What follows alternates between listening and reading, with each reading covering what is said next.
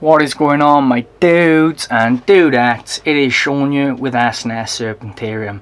Today we're just going to go through regurgitation. Before we get into any of that though, make sure you subscribe and smash that notifications bell so you never miss a video again. Daily snake content over here, guys, and you don't want to be missing out on any of that. Active comment section down below. Whatever you say I will reply to, I promise you. There are other really friendly people as well that will be coming along and have a chat with you and whatever about whatever you want, probably. We got a nice open community here and I want to keep it that way, so be really friendly in the comments and I will thank you for it. If you need to see a particular video or you need any advice, again, comment down below and I will try my absolute best to help you out. And let's just get straight into it. The topic for today is actually regurgitation. This is a topic that is widely discussed. It's a very important topic. First of all, we're going to talk about how to avoid regurgitation in your snake. I have had snakes regurgitate. And you know, it obviously needs to be avoided at all costs because it's not good for your snake. Your snake can actually die from regurgitating its meal, and it can actually become a chronic regurgitator where it constantly regurgitates, and then it'll have massive problems in the future, and you don't want that to happen. So regurgitation then, guys, is basically you feed the snake and then, you know, a couple of hours later, a couple of minutes later, whatever the case may be, it actually sicks it back up.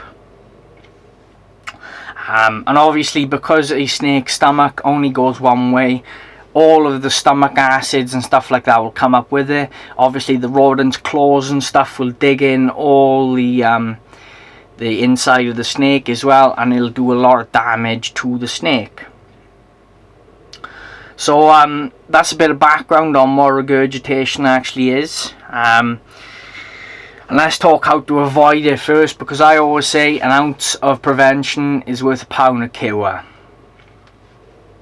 So regurgitation is normally caused by excessive stress. So say if you feed your snake in a separate tub, and then you take it out, that can stress it out then because it's just eaten and you're handling it. Or if you handle it anyway after it's just eaten, or a day after it's eaten, that'll stress it out and then that can cause regurgitation.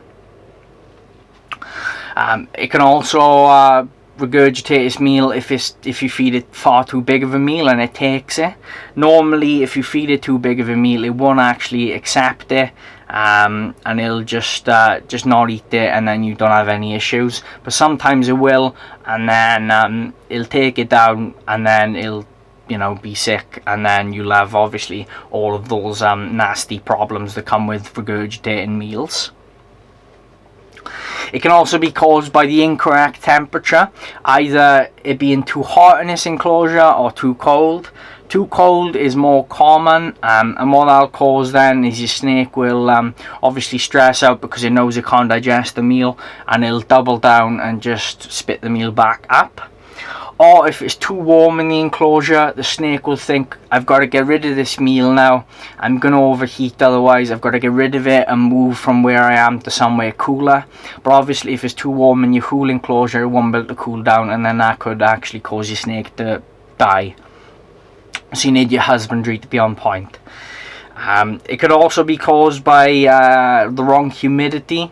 That is quite rare though. That isn't typical, but that could cause it.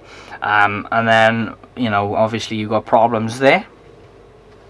A respiratory infection could also cause your snake to regurgitate its meal, or, you know, any sort of problem in the health department could cause it to actually regurgitate its meal. Something like nindovirus or IBD, all of those could potentially cause it to regurgitate meal. But once your snake has got IBD or nindovirus, there's no cure. It's unlikely to be the cause though. It's probably something else, so don't worry too much about that for regurgitation. So as long as your husbandry is on point and you're feeding appropriate meal size, obviously your quality of rodents is good, then you shouldn't have regurgitation. Simple as that. If you do have regurgitation though, guys, don't panic too much. Check on your snake, make sure it's healthy. Clean out the rodent from the enclosure. Chuck it away. Do not try to refeed it and feed it again. That's covered in acid. It's no good. You need to just throw it. It's not worth it for the sake of a couple of pence. Just throw it away. Don't worry about it. Just move on. What you need to do then is obviously inspect your snake. Make sure it's all good. If it's not, then get it to the vets. And then, you know, hopefully your vet can advise you further on what the problem is. Make sure there's no bubbling around the mouth there.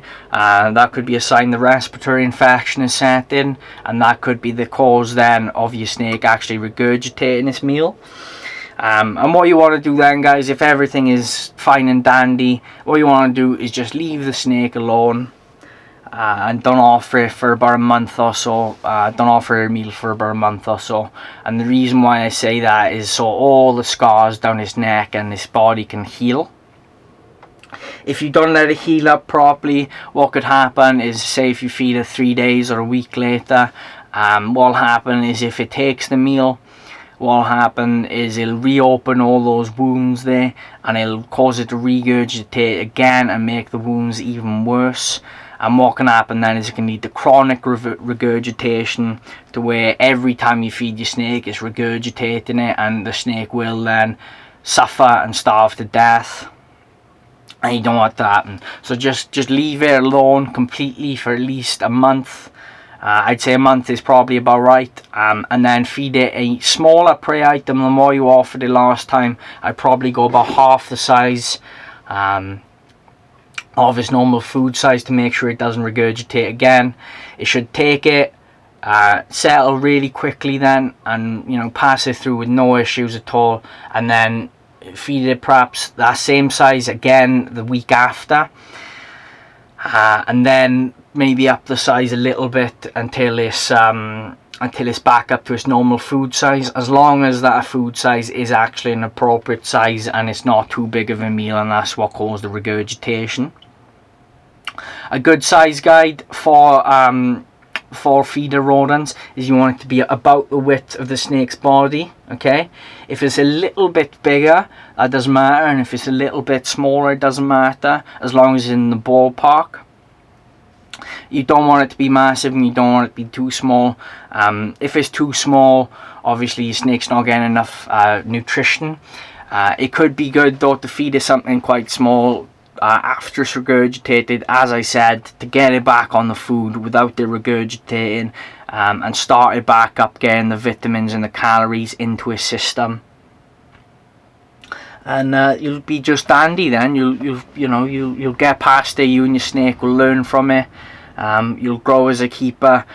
Everyone makes mistakes, guys, so please don't if anyone comes along and says, oh yeah, I've had my snake regurgitate, please don't bully them or anything like that. Okay, I do want to keep this community nice and open and friendly.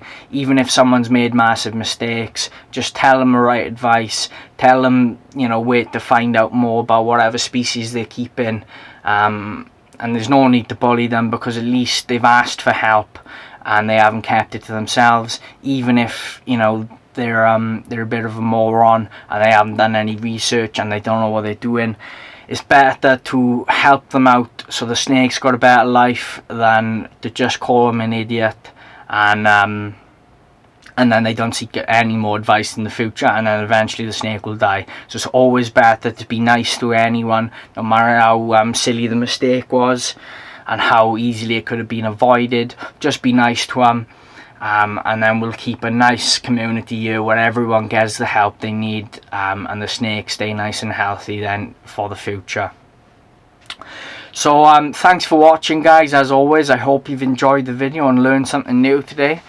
If you've made it this far, you've obviously enjoyed the video, so drop us a like. Comment down below what you think of the video and what you think on the topic of regurgitation. If you've got any extra tips or anything like that, make sure you comment there. If you're new around here, as always, make sure you subscribe. Daily videos, and you don't want to be missing any of that. I try to keep it you know, as consistent as possible. I'm trying my absolute best to improve the content as best I can here. I've bought lighting, a new camera, a new microphone, really trying here, guys, to make this channel something, you know, worthwhile. I don't like to half measure anything. But again, guys, thanks for watching, and I will see you in the next one.